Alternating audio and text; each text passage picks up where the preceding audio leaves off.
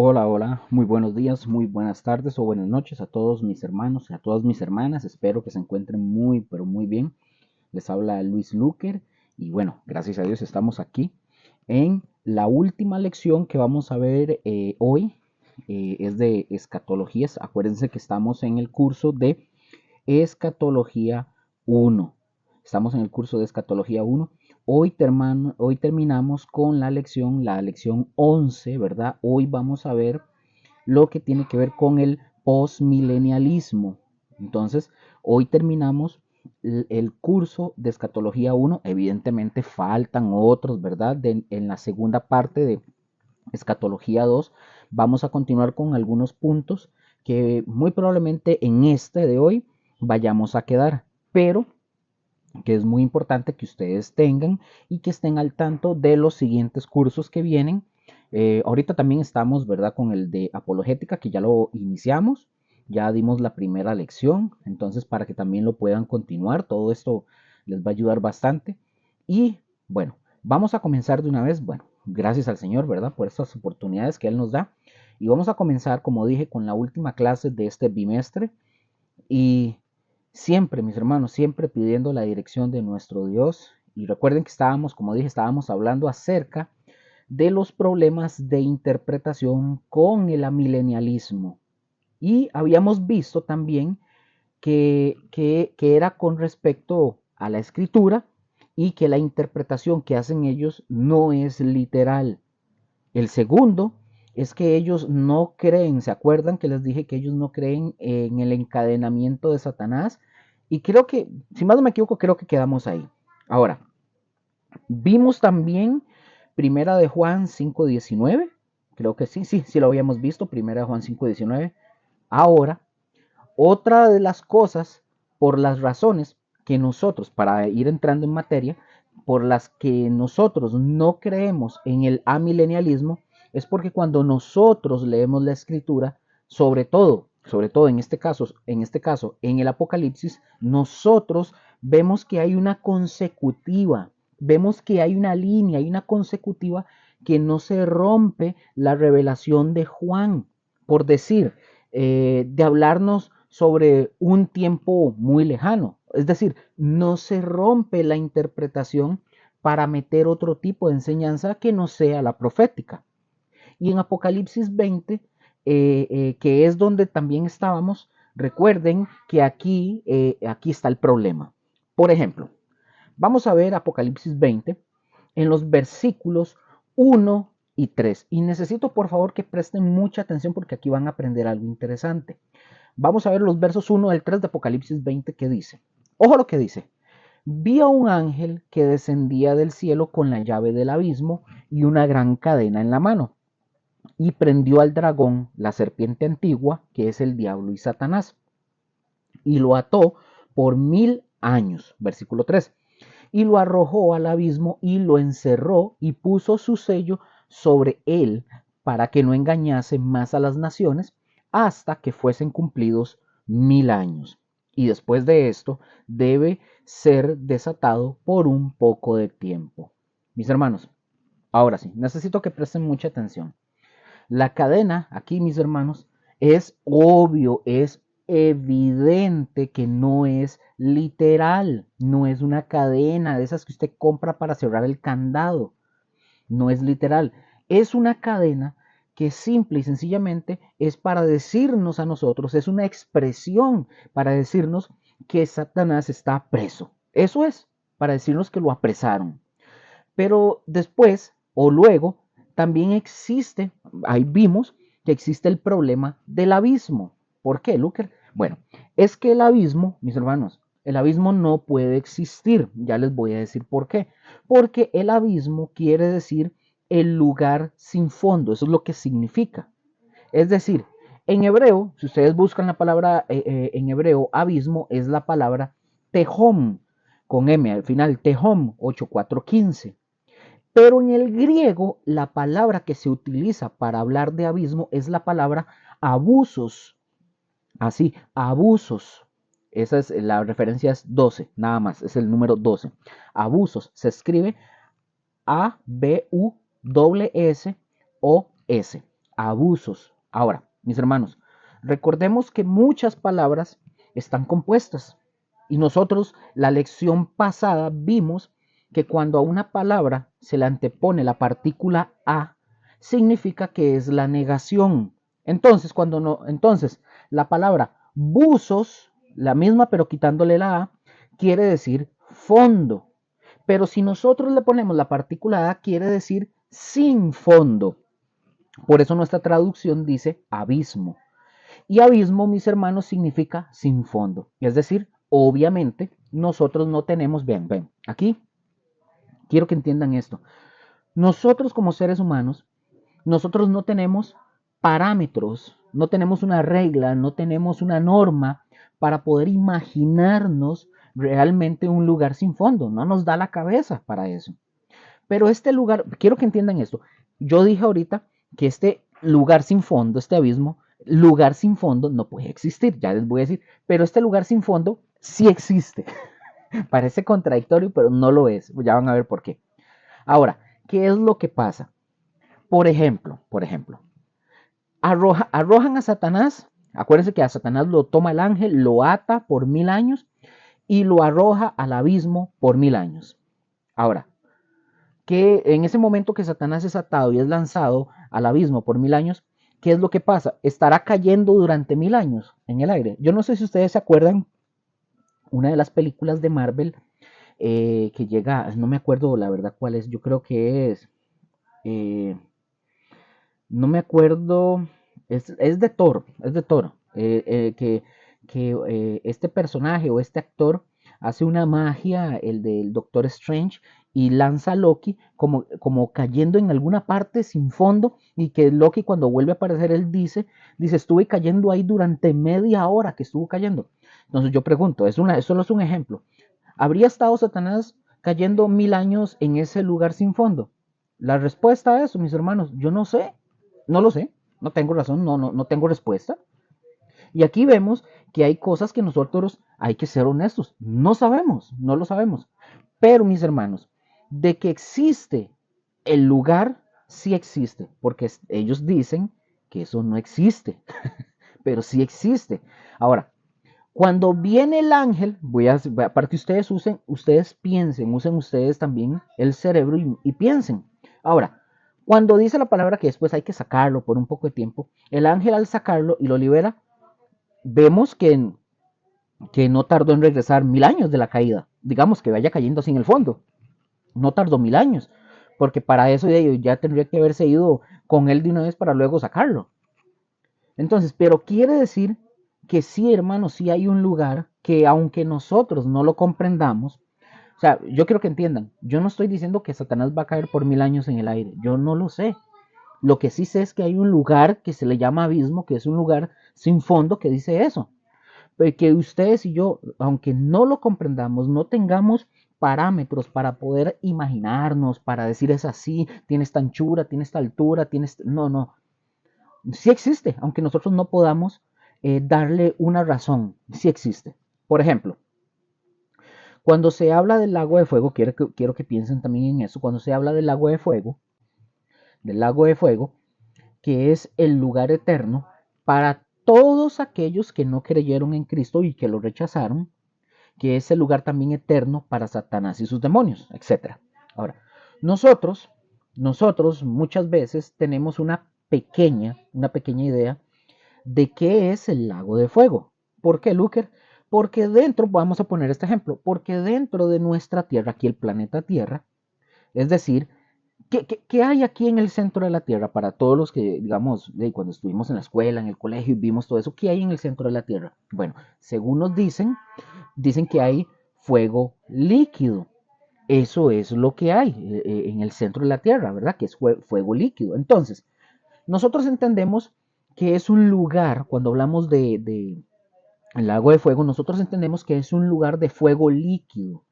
Ahora, nos dicen que es eterno. Pongan atención, la palabra nos dice que es eterno. Y el magma, para los que han visto el magma, digamos, de los volcanes, el magma no es eterno. El magma no es eterno, pero el lago de fuego sí. Entonces, bueno, el magma, ustedes saben que el magma sale líquido y se endurece y se convierte como en piedras ahora, eh, eh, nosotros podemos empezar a buscar un ejemplo con lo que nosotros podemos comparar. Eso sí, nosotros podemos empezar a comparar. Y entonces nosotros empezamos a utilizar la ciencia. Y la ciencia nos dice, por ejemplo, que una estrella como el Sol de nosotros, ¿verdad? El sistema solar, nuestro Sol, cuando el Sol, y esto pasa, dicen los científicos, los expertos, que cuando se está acabando, cuando el Sol comienza a acabarse, lo primero que va a hacer esa estrella es crecer. Dice que va a crecer, pero luego se va a compactar tanto de tal forma que a eso llegan a un punto que se les llama estrellas enanas. Ahí en el video yo les voy a poner una imagen de cómo se vería una estrella enana.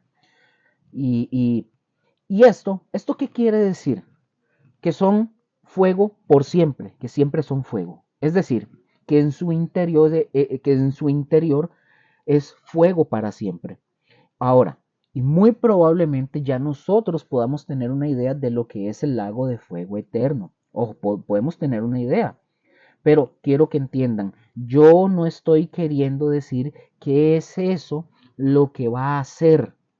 Es un solo ejemplo que estoy dando. No estoy diciendo que es eso, ¿verdad? Quiero aclarar eso. Pero para el abismo, como dije, mis hermanos, no tenemos un parámetro, no hay con qué compararlo, no tenemos con qué.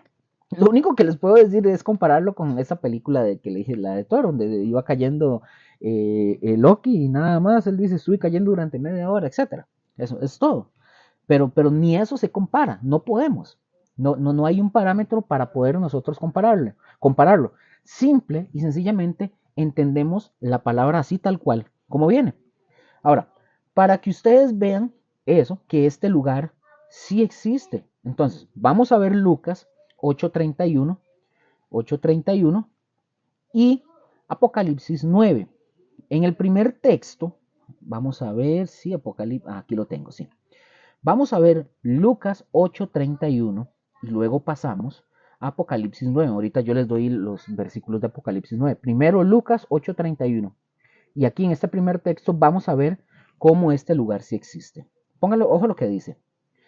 Lucas 8:31 dice, y le rogaban que no los mandase ir al abismo. Ahora, aquí están hablando, si ustedes se acuerdan, los demonios rogando que no los mandara, ¿a dónde dice? ¿A dónde? Que no los mandara, ¿a dónde? Al abismo. Y mis hermanos, esta es la palabra que aparece ahí, es abusos. Es decir, los demonios saben que existe un lugar que se llama abismo, al cual ellos le tienen horror, le tienen miedo y ellos no quieren ir allá.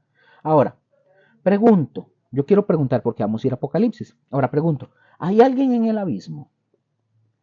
¿Hay alguien que está en el abismo? Bueno, vamos a responder esto. Vamos a ver Apocalipsis 9, capítulo 9, versículo del 1 al 2, y luego brincamos al versículo 11.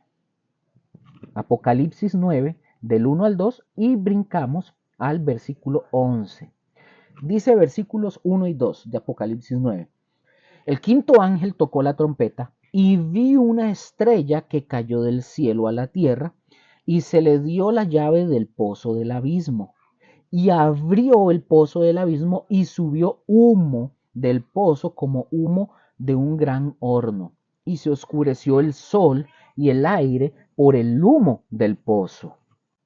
Ahora, versículo 11. Y tienen por rey sobre ellos al ángel del abismo, al ángel del abismo, cuyo nombre en hebreo es Abadón y en griego es Apolión. Ahora, ambos nombres, mis hermanos, significan destrucción de estos dos, tanto Abadón como en Abadón en hebreo y en griego Apolión significan destrucción. Entonces, pongan atención. Si ustedes se fijan, si hay un abismo y si hay alguien, ojo, si hay alguien que sale de ese abismo. Ahí está este ángel destructor y entonces no es nada, no es nada Satanás, no es solamente o no es nada más Satanás el que va a estar ahí solito. encadenado, sino que ya existe y hay alguien más que está ahí. Y también nosotros vemos que se nos dice que de ese lugar sale humo, ojo. Y de lo que yo quiero que usted, o lo que yo quiero que ustedes vean, es que este lugar sí existe, pero nos dicen que no existe. Pero mis hermanos, sí existe y que le tienen miedo. Dice la palabra que los demonios le tienen miedo a ese lugar, pero que también hay demonios ahí adentro. Y fíjense qué tremendo que es esto, porque hay lugares que ya tienen demonios presos. Por ejemplo, ahí mismo en Apocalipsis dice que hay ángeles encadenados, básicamente en el área donde está lo que es el río Éufrates y el Tigris. Y esos son ángeles, mis hermanos, según la Biblia, son ángeles muy, pero muy peligrosos y que están encadenados y otros están en prisiones de oscuridad, como lo dice el apóstol Pedro. Entonces, ¿cómo es que Dios decide ciertas cosas y dónde están ciertos demonios o ángeles? Bueno, eso solo está en su sola potestad, en la de Dios nada más. Pero mis hermanos, de que son seres muy peligrosos, no hay duda alguna de que son peligrosos. Y por eso es que están ahí. Ahora, fíjense, ellos nos dicen a nosotros, como número uno, que el lugar no existe. Ellos dicen los amilenialistas que el lugar no existe, que la cadena no se la pueden poner. Y ellos también dicen que el tiempo no es literal. Es decir, nosotros vimos esta palabra, ustedes se acuerdan, mileanus, y esta palabra quiere decir 1000 años. Ahora yo pregunto, ¿cuántas veces apareció o cuántas veces leímos nosotros en Apocalipsis 20 del 1 al 7 que aparece? O sea, contemos cuántas veces apareció, porque yo quiero darles a ustedes, mis hermanos, quiero darles un dato muy interesante con respecto a esto. Lo vamos a leer y quiero que contemos cuántas veces aparece la palabra 1000 años en los textos que vamos a leer.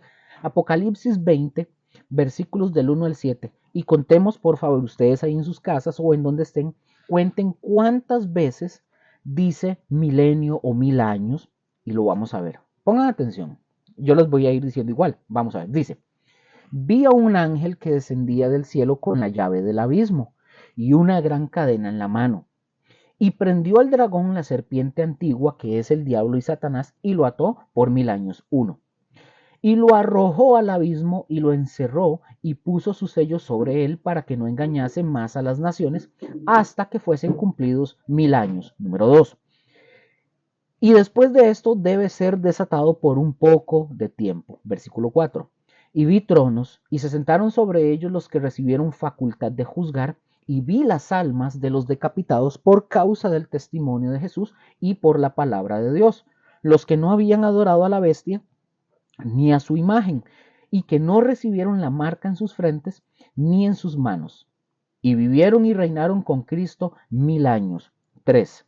Versículo 5. Pero los otros muertos no volvieron a vivir hasta que se cumplieron 1000 años. Aquí vamos 4. Esta es la primera resurrección. Versículo 6. Bienaventurado y santo el que tiene parte en la primera resurrección. La segunda muerte no tiene potestad sobre estos, sino que serán sacerdotes de Dios y de Cristo y reinarán con él 1000 años. 5. Versículo 7 y último. Cuando los 1000 años, número 6, cuando los 1000 años se cumplan, Satanás será suelto de su prisión. Ok, mis hermanos, de una vez. Son 1000 años, mis hermanos, porque la palabra misma insiste en que son 1000 años. O sea, cuando ustedes vean en algún versículo que palabras se repiten con mucha insistencia, hay que prestar atención a eso. Entonces, como dije, son 1000 años, mis hermanos, porque la palabra misma insiste en que son 1000 años. Pero atención, pongan mucha atención. Y yo quiero que usted tenga mucho cuidado con esto que yo voy a decir, porque no se trata de ir a andar haciendo como invenciones con los números, ¿verdad? Porque hay mucha gente que se toma esto así, muy a pecho. Ahora, pero son 6 veces que se repite 1000 años. Y pregunto, ¿cuál es el número del hombre? ¿Cuál es el número del hombre? Todos lo conocemos. El número de hombre es 6.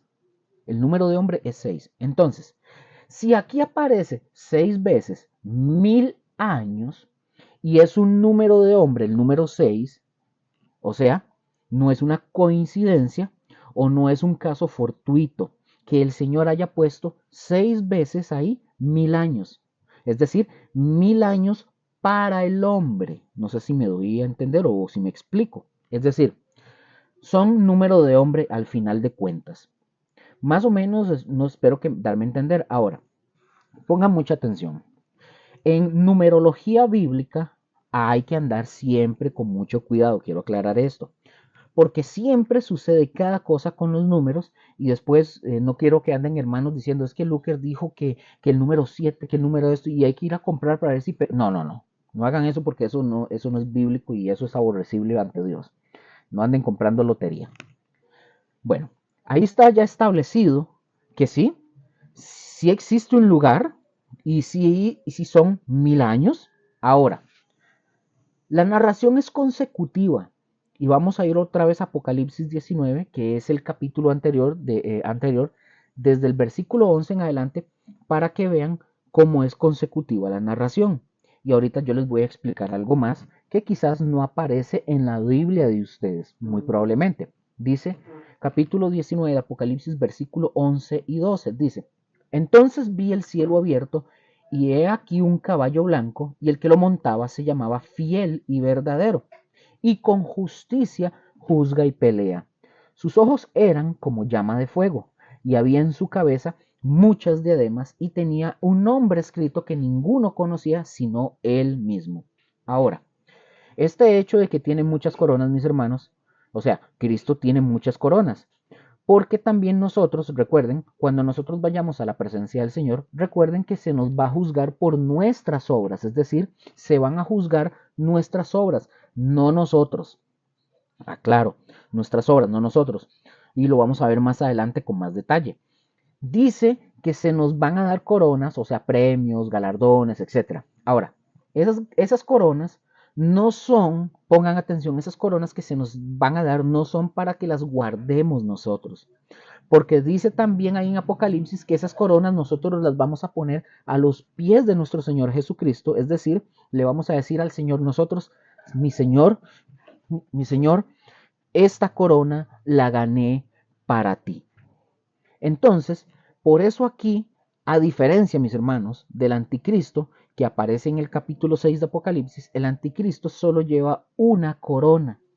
Cristo tiene muchas coronas, que son la de todos los santos que las hemos entregado a Él. Ahora vamos a ver por qué estábamos, ahora sí. Vamos a ver el versículo 13 del capítulo 19 de Apocalipsis para continuar. Y dice, en adelante, vamos a ir en adelante. Yo les digo dónde lo terminamos. Versículo 13 dice, estaba vestido de una ropa teñida en sangre y su nombre es el Verbo de Dios.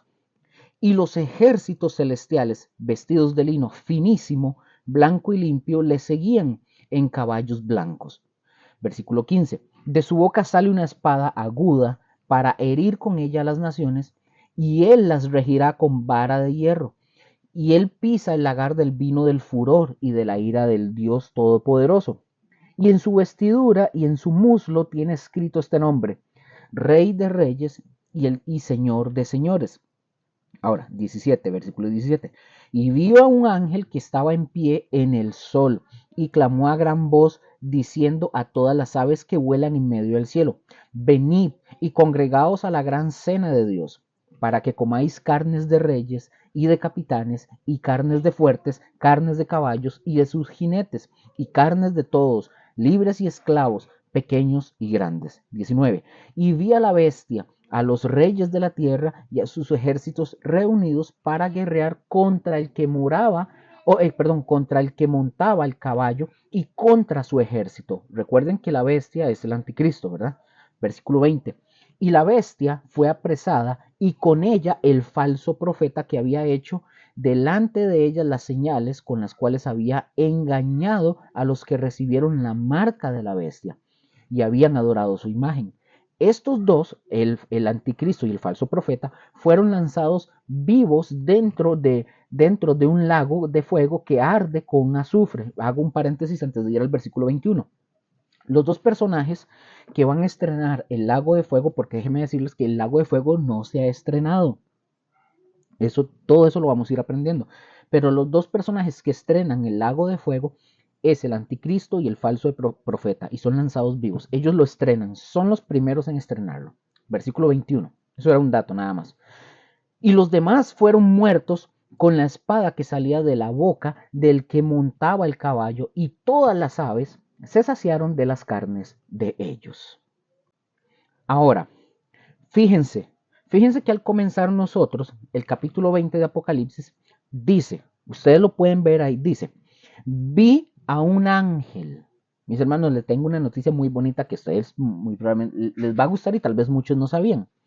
En el manuscrito original del Apocalipsis no dice la palabra vi, así solo, no dice la palabra, sino más bien, mejor dicho, no dice vi a un ángel, no viene esa frase que dice vi, sino que dice y vi, así dice, y vi, o sea, ahí en el griego sería de esta forma, es kai jorao, y vi, kai jorao, es decir, y vi, es decir, hay una conjunción copulativa que enlaza toda la narración. Observen, y observen esto. ¿Cuántas veces ya, por ejemplo, en el versículo 17 y en el versículo 19, en el versículo 20 y 21, hay muchas conjunciones, ustedes lo pudieron ver? Por ejemplo, como acabo de decir, en el 17 vemos que dice, y vi, luego el 19 dice, y vi, luego en el 20, y vi la bestia, luego en el 21, y los demás. Eso se le llama una conjunción copulativa. Hay muchas en este caso, ustedes lo vieron. Porque lo que nos está haciendo aquí Juan es hilando toda la narración. O sea, que del capítulo 19 y todo lo que leímos, es consecutivo. No se quiebra el tiempo del capítulo 19 hasta el capítulo 20, donde iniciamos que dice, y vi, no se quiebra el tiempo. Por eso cuando el capítulo comienza, capítulo 20 comienza, lo correcto es que nosotros lo leamos de esta forma.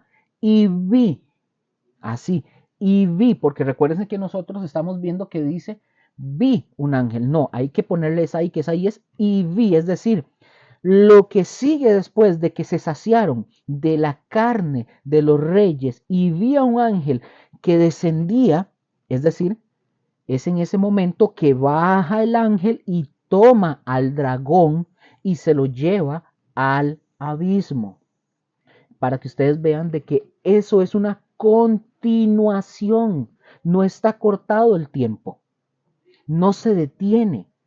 Entonces, del capítulo de donde termina el versículo 21 e inicia el capítulo 20 en el versículo 1, es una continuidad. No se corta el tiempo. Esto nos muestra que la palabra está en consecutivo. No hay, mis hermanos, no hay manera de apoyar la doctrina amilenialista porque los amilenialistas dicen cosas que no están en las escrituras. El versículo más fácil del cual yo les he hablado, creo que en algún momento, y lo he mencionado en varias veces, porque es fácil que nosotros lo ubiquemos como ellos están equivocados en su manera de leer o de interpretar la Biblia. ¿Cuál es este versículo? Bueno, Juan 3:16. Vamos a Juan 3:16, que todo el mundo se lo sabe de memoria. Dice, porque de tal manera, cuando se está hablando con un amilenialista y sacan ese texto, le van a decir esto. Dice, porque de tal manera amó Dios al mundo que ha dado a su Hijo unigénito para que todo aquel que en él cree no se pierda, mas tenga vida eterna. Yo les pregunto, ¿dónde aparece en ese versículo la palabra elegidos? ¿Dónde? Léanlo. ¿Dónde aparece la palabra elegidos? ¿Dónde estará esa palabra? ¿Mm? Vamos a ver, busquen, léanlo. ¿Dónde está? Voy a darles 5 segundos. 5, 4, 3, 2, 1, 0. Mis hermanos, la palabra elegidos no aparece ahí, no aparece. No aparece esa palabra. ¿Por qué? Porque los amilenialistas dicen, básicamente los que son calvinistas, ellos nos dicen que ese versículo se refiere a los elegidos. Pero cuando usted le pregunta a alguno de ellos dónde está la palabra elegidos, ellos le van a decir a usted que no existe, evidentemente, pero que ese texto es para los elegidos. Mis hermanos, pues lo mismo podría decir yo que el anticristo es Superman, porque yo puedo decir cosas y ellos pueden decir también cosas y todos podemos decir lo que nosotros queramos. Pero mis hermanos, no se trata de eso, se trata de que interpretemos lo que dice la palabra de Dios verdaderamente. Entonces, todos estos argumentos de que no existe la cadena, nosotros ya lo vimos la semana pasada, bueno, perdón, la lección pasada, luego que no existe el abismo, luego de que no son 1000 años literales. Todo esto, mis hermanos, está en la escritura y ya lo hemos venido viendo y ustedes lo están viendo conmigo. Ahora, también ellos dicen que estos no eran años literales, porque en la Biblia ellos dicen hay números simbólicos. Y mis hermanos, tengo que decir algo. Eso sí es cierto. Hay números simbólicos, sí es cierto, de que hay números simbólicos, totalmente cierto. Pero cuando nosotros, por ejemplo, nos encontramos con un número simbólico, mis hermanos, ustedes van a ver que es evidente que ese número es simbólico. Ustedes se van a dar cuenta. Por ejemplo, vamos al capítulo 13 de Apocalipsis y nos está hablando aquí del anticristo. Y nos habla del sello que se les va a poner a la gente. Y el verso 17, vean lo que dice. Dice, verso 17 de Apocalipsis 13. Y que ninguno pudiese comprar ni vender, sino el que tuviese la marca o el nombre de la bestia o el número de su nombre. Ahora, esto quiere decir, mis hermanos, que muchos creyentes en ese tiempo se van a morir de hambre. ¿Por qué? Porque no pueden comprar ni vender. Vamos a suponer, usted o yo o alguien va al más por menos y lo que le piden es el sello, que va a estar sea en su mano o sea en su frente. Y si usted no lo tiene, no le van a vender absolutamente nada. O sea que usted no puede comprar agua para tomar, no puede comprar alimento para comer. Entonces muchos van a morir de hambre. Sigo leyendo en el versículo 18. Dice, aquí hay sabiduría. El que tiene entendimiento, cuente el número de la bestia, pues es número de hombre. Y su número es 666.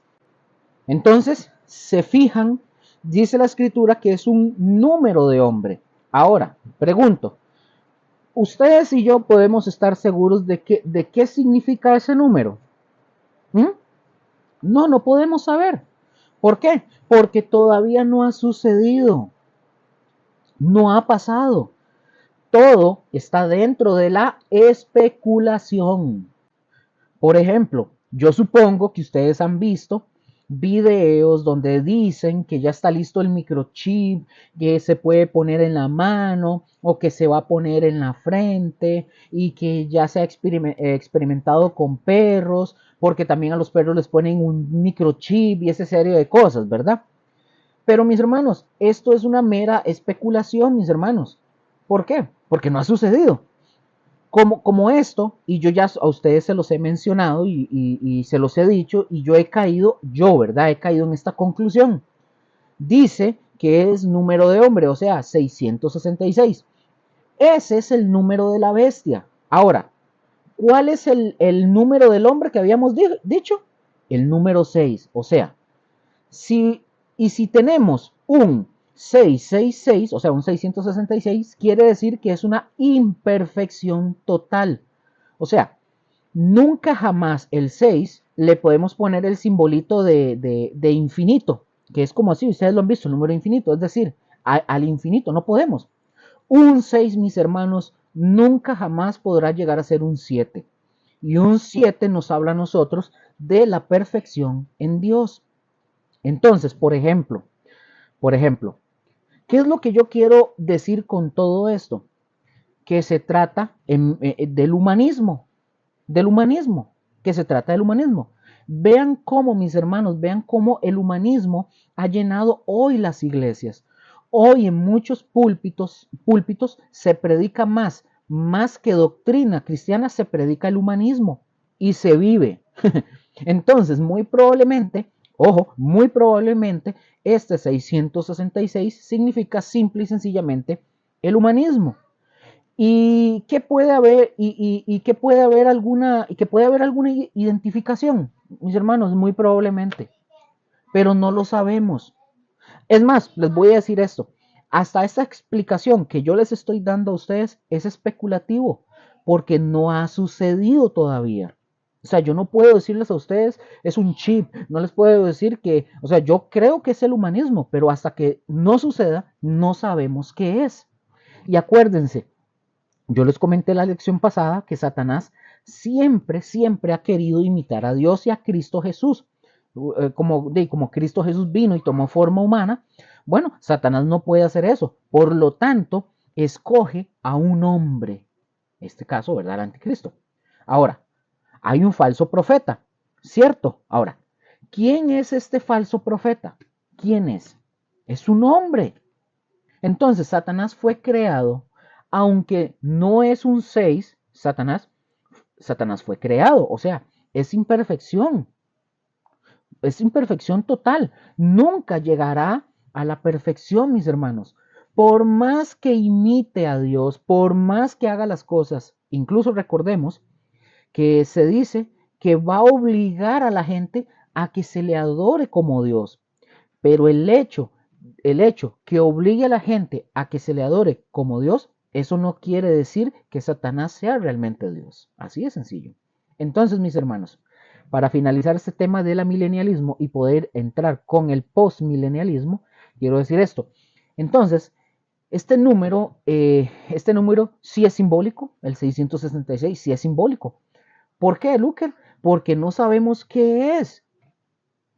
Pero este número de los 1000 años, sí sabemos que son 1000 años literales. Y vimos que tiene que ver con el ser humano. Entonces sí, hay números que sí son simbólicos, pero hay otros números que no son simbólicos. Por ejemplo, no sé si ustedes recuerdan cuánto tiempo, vamos a, yo pregunto, ¿recuerdan cuántos años vivió Moisés? ¿Ustedes se acuerdan cuántos años vivió Moisés? Bueno, perdón, Moisés vivió 120 años. Pregunto, ¿es simbólico esos 120 años? No, mis hermanos, murió a los 120 años. Entonces, mis hermanos, hay números que no son simbólicos, otros sí, así de sencillo.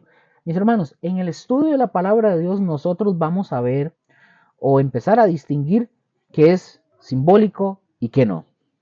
Punto. Ok. Mis hermanos, vamos a entrar ahora sí de una vez. Yo espero que haya quedado claro con el tema de amilenialismo. Ahora, vamos con el postmilenialismo como número 3. El postmilenialismo. Postmilenialismo.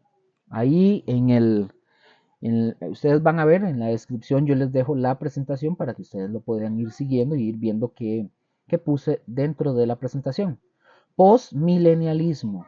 Ahora, eh, habíamos visto en la anterior unas imágenes igual. Aquí creo que puse unas. Entonces para que ustedes puedan ver algo interesante ahí y las puedan utilizar. Les voy a dejar algo ahí también para que ustedes lo utilicen conforme vamos avanzando con esta hora. Postmilenialismo quiere decir, o ellos quieren decir, que el regreso de Cristo tiene que ser, según ellos, ¿verdad? Hasta después que el milenio termine. Post es posterior al milenio. Ahora, si nosotros hacemos un pequeño diagrama de cómo es el postmilenialismo, nosotros dijimos, y les voy a poner la imagen en el video, recuerden, en el video ustedes lo pueden ver, Cristo Jesús muere y resucita, acuérdense, ¿verdad? Ahora, el postmilenialismo, según ellos, nosotros estamos viviendo en el milenio, según ellos. Según ellos estamos viviendo el milenio. Pero resulta que ya nosotros llevamos 2024 años desde que Cristo murió y resucitó. Pero también los postmilenialistas, ellos hacen también como los amilenialistas. Cuando no les conviene, algo porque no caben en sus doctrinas, entonces lo que ellos empiezan a hacer es alegorizar. Y también dicen que 1000 años no quiere decir 1000 años. Que no, y ojo, que ya nosotros llevamos 2024 años hasta ahorita. Y recuerden, no sé si se escucha de fondo, está lloviendo, entonces espero que esto no interfiera. Y recuerden que dijimos que los amilenialistas dicen o decían que el reino de Cristo era espiritual y que ya se está llevando a cabo en el cielo. Bueno, los postmilenialistas dicen que el reino de Dios se está llevando a cabo ahorita también. Dice que desde los apóstoles hasta nosotros. Y que el mundo ahorita, pongan atención porque ya esto lo estudiamos, y que el mundo está viviendo ahorita, dicen ellos, un periodo de oro. Entonces, yo pregunto, ¿cuándo se le va a entregar o cuándo se le entregará la tierra a Israel? Según esta doctrina, no hay ningún momento que se le pueda entregar la tierra a Israel. Ahora, también ellos dicen o nos dicen que este es un periodo dorado y que a medida que crece la iglesia va estableciéndose la época dorada. Mis hermanos, ya llevamos 2024 años y todavía no hay ninguna señal ni nada de una edad dorada. Y ellos dicen, es que esto es en la iglesia y por la obra del Espíritu Santo, dicen ellos. Ahora, vamos a ver si esto es cierto. Nuestros hijos, yo les pregunto a ustedes, los que son padres, les pregunto, vea, simple lógica elemental. Nuestros hijos pueden jugar con las serpientes y que las serpientes no les hagan nada. No, no pueden todavía. Pueden habitar en nuestra casa si traemos a un león y a una oveja. No, si traemos un león y una oveja, el león se come al cordero y luego nos come a nosotros. Como lo habíamos visto en Isaías, que iban a estar en paz, como lo habíamos visto. Entonces, pregunto, ¿estamos viviendo una época de oro, mis hermanos? No, no la estamos viviendo. No la estamos viviendo. Más bien el mundo está peor. Y esta doctrina, mis hermanos, comienza, la del postmilenialismo, comienza por ahí más o menos del año 1700. Y ellos están predicando, pongan atención, ellos están predicando que la edad de la edad de oro. Ahora, yo quiero hacer una pregunta aquí para todos, si a los que han leído algo o han visto. Pero en 1914, ¿qué sucedió aquí en la Tierra en 1914? ¿Qué sucedió?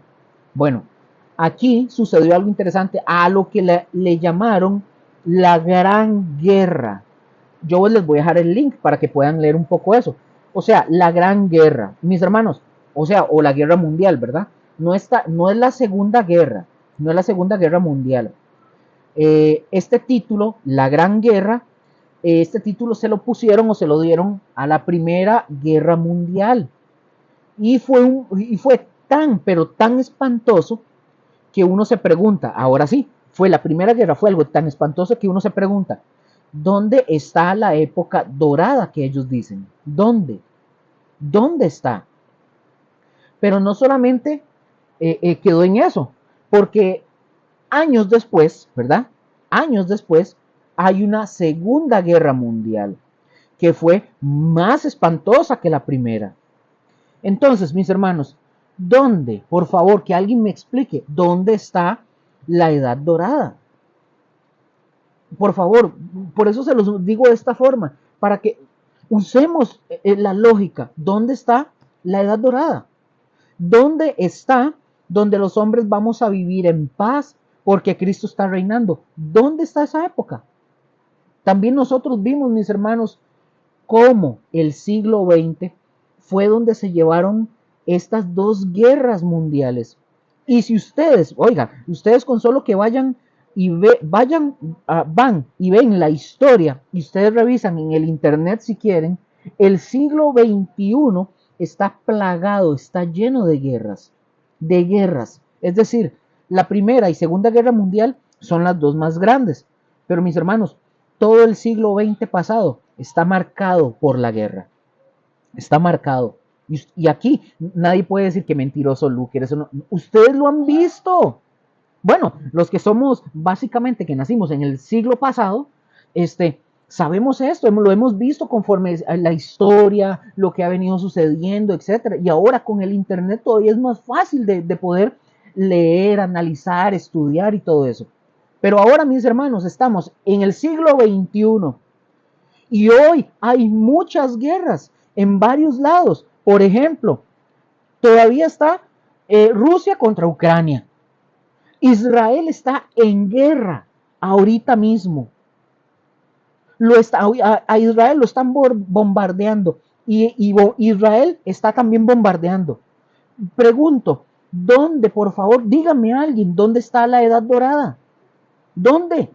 Por ejemplo, aquí en Costa Rica, aquí hay una guerra no oficial, pero hay una guerra donde hay muchos muertos, como en una guerra, con la delincuencia, el narcotráfico, etcétera. ¿Dónde está la edad dorada? ¿Dónde? Hay hermanos de nosotros, de nuestros hermanos cristianos que han sufrido el agravio de grupos violentos. ¿Dónde está la edad dorada? ¿Dónde está? Es decir, mis hermanos, simple y sencillamente no existe, no puede ser. Ellos no nos pueden convencer. Y a los que se dejan, mis hermanos, si ustedes se dejan convencer por este tipo de doctrinas, es porque son unos soñadores empedernidos. Pero nadie puede demostrar realmente que nosotros estamos viviendo una época dorada. Entonces, mis hermanos, ¿qué va a pasar cuando venga Cristo? Después del milenio. Bueno, un milenio donde no hay santidad, no hay paz, no hay convivio entre los animales y los hombres. Entonces, ¿dónde va a venir Cristo a reinar? Pregunto, ¿dónde? Va a venir o vendrá a un lugar extremadamente contaminado por el pecado. Pero ellos dicen que cuando venga se va a llevar, dicen ellos que cuando Cristo venga se va a llevar a cabo todos los juicios y pasamos a la eternidad. Como ven, mis hermanos, no hay manera de que los postmilenialistas concuerden con la escritura. Así de simple, no se puede. ¿Por qué, Luker? Porque la escritura señala, mis hermanos, señala inmediatamente que nosotros no vivimos un tiempo de paz. Y recordemos, lo hablamos con los amilenialistas. ¿Quién está al control de este mundo? La palabra lo dice. Satanás y no Cristo, mis hermanos. Satanás es el príncipe de este mundo. Él es el que cegó el entendimiento de la gente para que no llegaran y alcanzaran la salvación. Lo dice la escritura, no lo digo yo.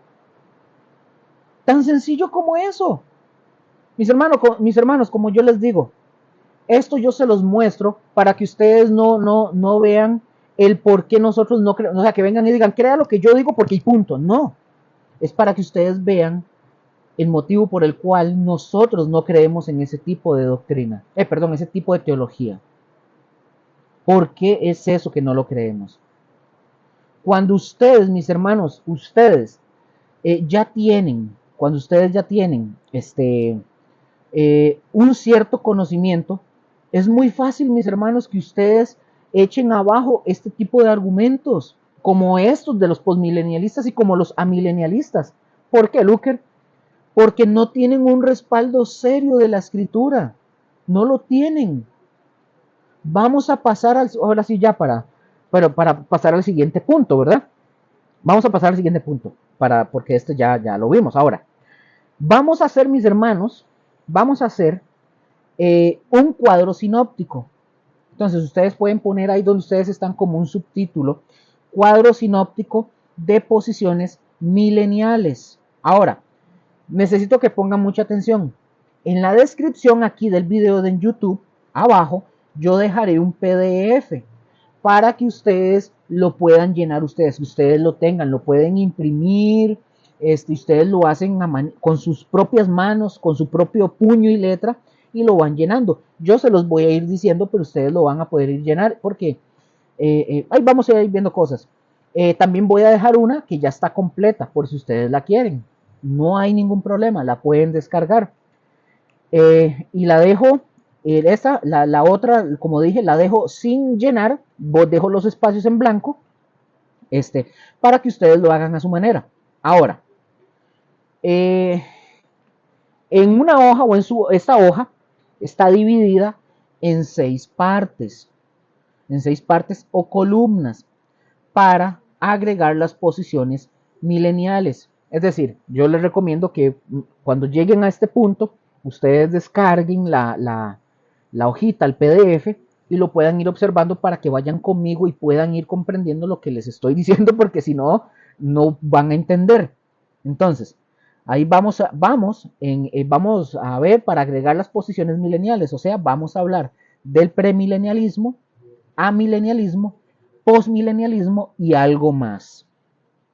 Y este cuadro en el PDF les va a servir para que ya ustedes tengan referencia de lo que vamos a hablar entrando en el próximo bimestre, y ustedes lo van a ir ampliando a medida que veamos algunos datos en el bimestre.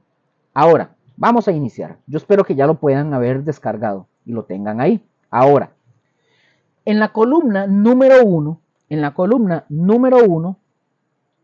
de hecho lo voy a abrir aquí para poder irlo viendo, nada más.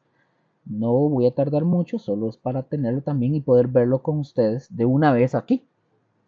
Ok, les dije, en la columna número 1, en la columna número 1, en la columna número 1,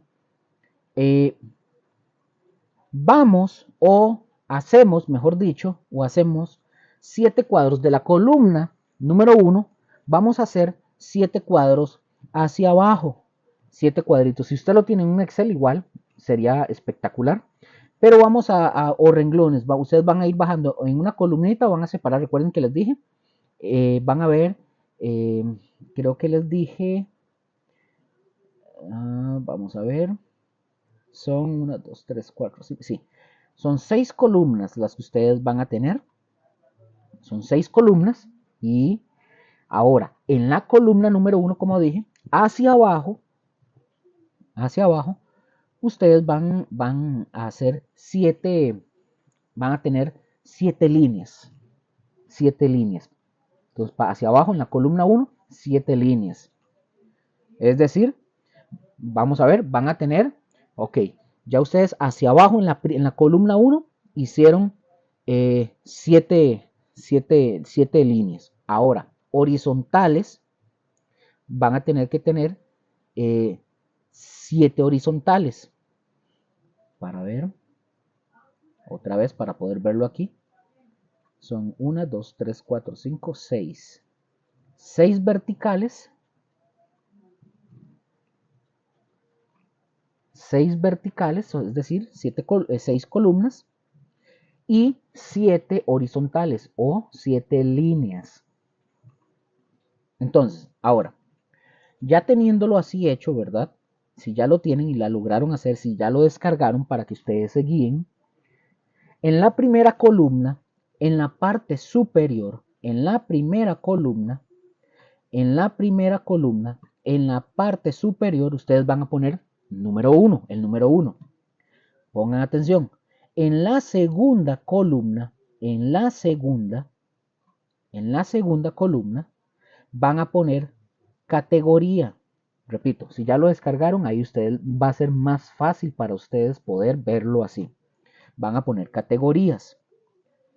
En la segunda línea hacia abajo, es decir, en la casilla número 2, usted va a escribir abajo de categorías, en la casilla o en la línea número 2, usted va a escribir Segunda Venida de Cristo.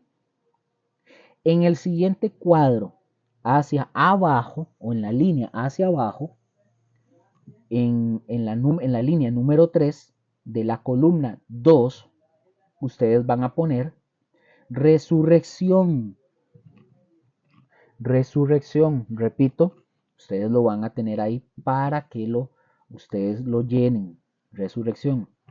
Hacia abajo, en la que sigue, en la 4, mejor dicho, en la línea 4, hacia abajo, va a escribir en ese cuadrito juicios.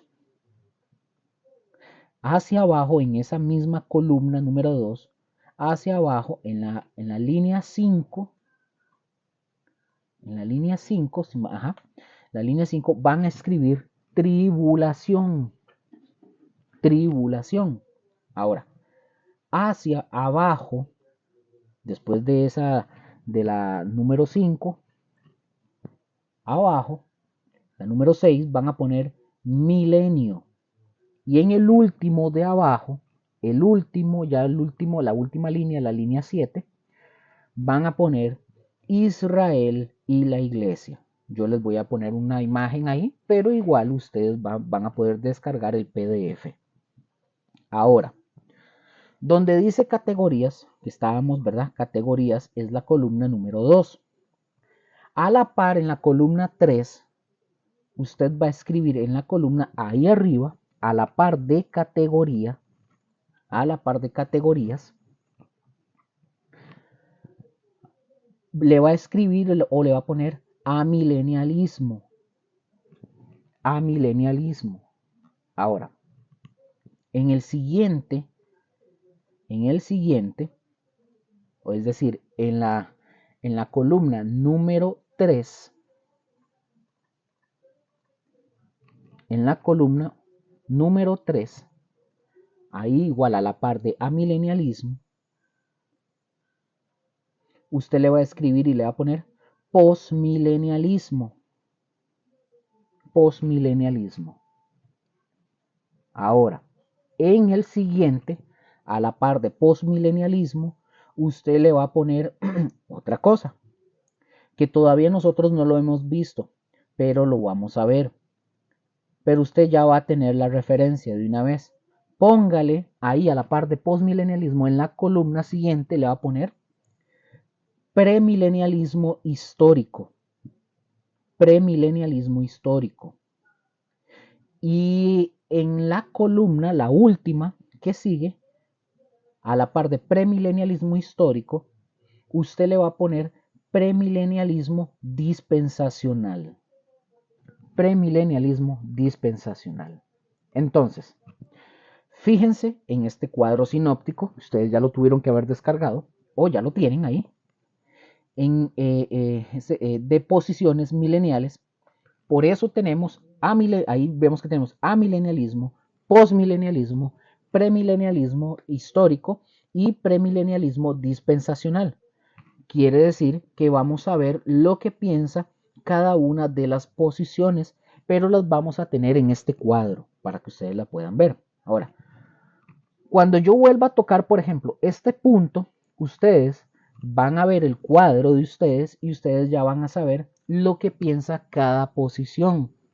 Entonces, ustedes van a escribir ahora sí, debajo de amilenialismo en la línea 2, donde dice, a la par, debajo, amilenialismo, línea 2, o mejor dicho, para que lo tengan así, para que lo entiendan mejor, columna número 3, amilenialismo, línea número 2, ustedes van a escribir ahí, van a poner acontecimiento único. Van a poner acontecimiento único. Lo que vamos a ver, mis hermanos, es qué es lo que piensa el amilenialismo sobre la segunda venida de Cristo y vamos a ir juntando puntos para que ustedes lo puedan ver. Y en ese mismo cuadro que estamos hablando ahorita, en ese donde ustedes acaban de poner acontecimiento único, enseguida van a poner ahí a escribir. No hay arrebatamiento. La segunda venida introduce el estado eterno. Ahora, si ya lo pusieron, genial. Recuerden que ustedes pueden pausar el video, retrocederlo para que puedan anotar. Ahora, si ustedes se fijan, eso es lo que piensa el amilenialismo con respecto a la segunda venida de Cristo. Y si ustedes recuerdan lo que hicimos al principio, ahí van a estar esos datos. O sea, es un acontecimiento único. No hay arrebatamiento para ellos porque Cristo baja, por lo tanto, este acontecimiento da inicio al estado eterno o la eternidad. Ahora, pasemos al otro. Luego donde dice, en la línea número 3,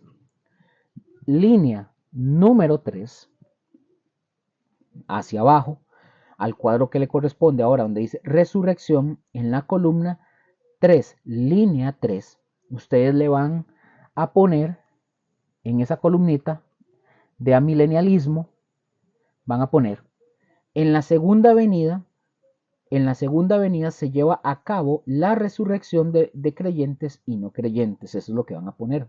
Recuerden, ahí lo tienen el PDF. Si lo quieren más fácil, ya lleno, escrito todo, ahí está. Si ustedes lo quieren llenar, lo pueden hacer. Dije, estamos en amilenialismo. Estamos en amilenialismo y en resurrección. En la segunda, dicen ellos que en la segunda venida se lleva a cabo la resurrección de creyentes y no creyentes. Ahora, esto vamos a verlo en detalle en el siguiente bimestre, primero Dios, ¿verdad? Pero yo quiero que ustedes ya tengan información. Luego hacia abajo, en juicios, en la línea 4, en juicios, en la columna 3 de amilenialismo, ustedes van a poner ahí juicio general de la humanidad o el juicio final. Es decir, que hay un solo juicio, el general de la humanidad, de creyentes y no creyentes. Vamos hacia abajo. El que sigue. Vamos a ver hacia abajo. El que sigue es la tribulación. La tribulación. La que sigue es línea 5, columna 3.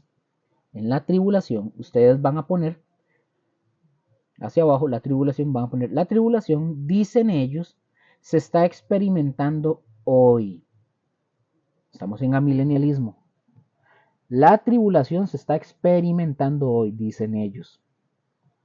Ahora, en la columna igual, en la columna 3 hacia abajo, donde dice milenio, la línea 6, vamos a ponerle ahí.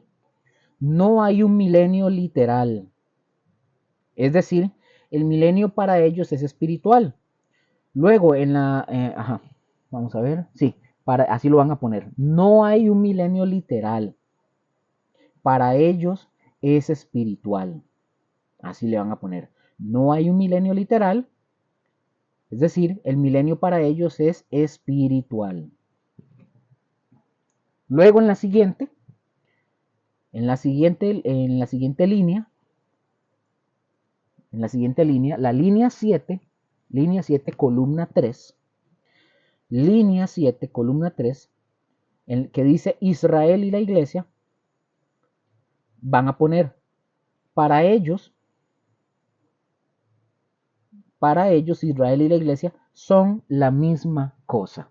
O le ponen la iglesia e Israel son lo mismo. Para ellos, usted lo puede poner así. O sea, ellos piensan que Israel y la iglesia es lo mismo. Ahora, les voy a comentar nada más, por ejemplo, y también esto se los voy a compartir ahí, les voy a dejar los PDF. Les voy a comentar nada más como ejemplo de los grandes teólogos, mis hermanos, de los grandes teólogos en el mundo que cree este tipo de cosas del postmilenialismo y todo esto, o el amilenialismo y todo esto, este tipo de cosas, están, por ejemplo, de los grandes teólogos, uno que se llama Louis Berkhof. Y como dije, ustedes pueden encontrar la teología sistemática de Berkhof. Ahí él enseña cosas amilenialistas. ¿Y por qué? Porque él es calvinista. De hecho, como dije, yo les voy a dejar el PDF de la teología sistemática de Berkhof para que ustedes lo puedan, si quieren estudiarlo, pero mucho ojo, ¿verdad? Él es calvinista y él enseña cosas amilenialistas. Ahora, vamos a la siguiente columna. Y la siguiente columna dice postmilenialismo. El postmilenialismo. Vamos a la siguiente columna, que es el postmilenialismo. Esa columna es la 1, 2, es la 3. Perdón, es la 4. 2, 3, es la 4. Columna 4. Postmilenialismo, columna 4. Ahora, en donde dice en la segunda venida, que sería la línea número 2, en el postmilenialismo, ustedes van a poner en la venida de Cristo, póngale acontecimiento único. Cristo regresa después del milenio. Esto es lo que ustedes van a poner. Y voy a irles diciendo un poquito más rápido porque, repito, ustedes lo van a tener ahí, pero yo se los tengo que ir diciendo igual para que ustedes sepan. pero lo pueden descargar. Hacia abajo, usted le va a poner, o póngale, como dije, lo mismo en la siguiente línea, en la línea número 3. En la línea número 3, vamos a ver la línea número 3, que tiene que ver con resurrección. Ustedes van a escribir, ustedes póngale lo mismo que los amilenialistas. En la segunda venida se lleva a cabo la resurrección de los creyentes y de los no creyentes. Es lo que van a ponerle. Hacia abajo, igual en esa columna de postmilenialismo, hacia abajo, en lo que corresponde a juicios, ustedes van a poner, hay un solo juicio, el juicio final. En la línea de tribulación, hacia abajo, la tribulación, dicen ellos, van a ponerle ustedes, la tribulación, van a escribir, se está llevando a cabo hoy.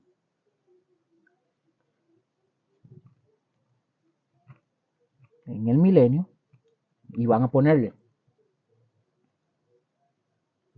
vamos a ver, estamos en postmilenialismo, y en la línea de, vamos a ver,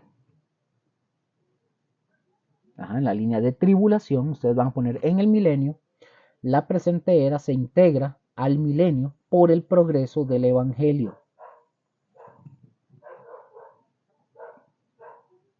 Bueno, y en la línea, como dije, en la línea de tribulación, ustedes ponen, se está llevando a cabo hoy. Eso es lo que van a poner.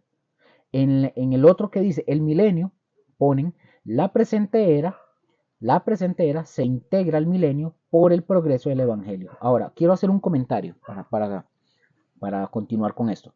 Fíjense en qué posición ponen ellos a Dios, porque yo no sé si ustedes saben, la fe cristiana, mis hermanos, no es la fe, pongan atención, la fe cristiana no es la fe que más está creciendo en el mundo. La que más está creciendo en el mundo es el Islam. Ellos son los que están creciendo realmente, y la iglesia cristiana no está creciendo como al paso del Islam. Entonces, por eso les digo esto. Ellos dicen que en la presente era se integra el milenio por el progreso del evangelio, pero no, la fe que más está creciendo, o por así decirlo, es el Islam. Entonces, continuemos.